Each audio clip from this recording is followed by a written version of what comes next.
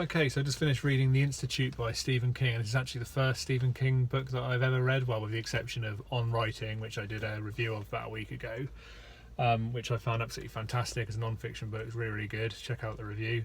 But I just recently read The Institute. Like I say, it's the first Stephen King book, if you can believe that I've ever read. Really enjoyed it, definitely. I've got a few things to say about it though. I listened to it on Audible, so I didn't actually read the book. I listened to it on Audible. I listened to quite a lot of stuff on Audible because I just find I've got more time to do that. I do a lot of driving and stuff for my business and things, so I have more time to get through books that way.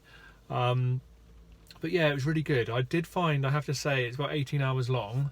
As I know a lot of Stephen King's books are quite long, quite lengthy, and that was absolutely fine. But I did find it took me quite a while to really get into it.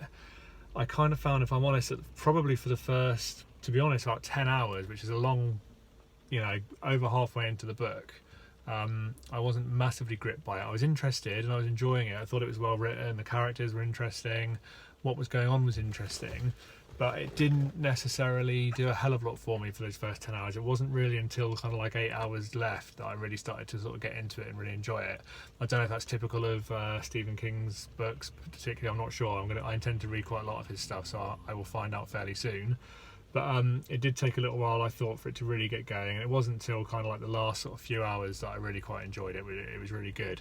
I think it would translate really well into a film, which obviously a lot of his stuff seems to. So I hope they make a film of it. I think it could be really, really good. It's a pretty interesting concept. I won't give any spoilers away. But it's quite a sad story in lots of ways. You can see lots of parallels with reality and even worse than that, sort of potential reality, some of the things that potentially go on. And actually, I'm somebody who works in social care and have done for a long, long time. I've worked with elderly people, but also people with learning disabilities as well. Anyone really who needs support and service from services. So I've got a lot of experience of institutional type places, even actual institutions.